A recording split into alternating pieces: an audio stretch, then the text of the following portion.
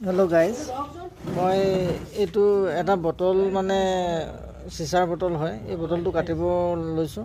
কাটিব কটাৰ টেকনিকটো আপুনি চাব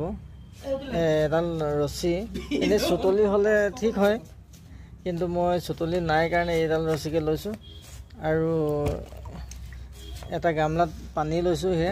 পানীখিনি লৈ মই চাব মই কি কৰিম আৰু কেনেদৰে মই কাটিম আপোনালোকে চাব ये सब ये धुनिया के आमी बोतल टूट एटा प्रेस दी ललु रसीदाले प्रेस दी एने दरे अलप एनेके दरे घुराब लागिब एसे एने दरे घुराब लागिब खूब जोर जोर के आपुनी एने दरे घुराब लागिब एटु गरम हबो जेते सिसारটো जेते गरम হৈ যাব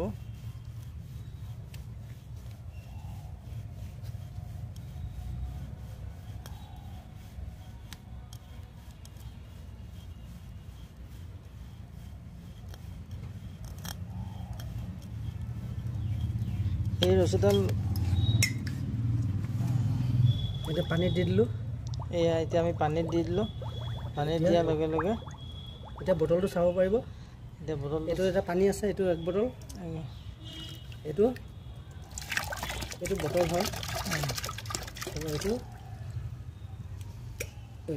এটো চাওক আপোনাৰ বটলটো কেনেদৰে কটা হ'ল